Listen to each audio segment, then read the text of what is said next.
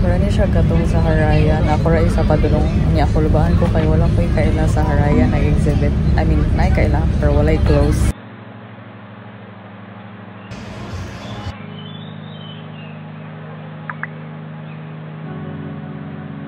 That feeling when you're in an unfamiliar city, like you're all alone, feels really good and refreshing to the brain.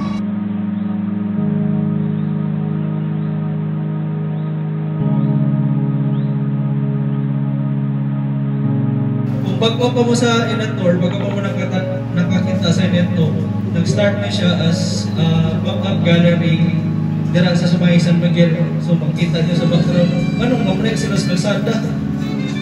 So wala, yeah, nakadaog ng talpakan. Of angles and colors, artist name. Ang title is Bodies Don't Belong in the Ocean. Actually, isa-isa ako ng mga techniques or techniques na akong mga work ko kay Ganan kasi yung works. Actually, napunta yung artist na to from Cagayan de Oro. So, class, ma'am. Makita ninyo na rin kung lahat rin. So, meaning ka na, so, dala siya,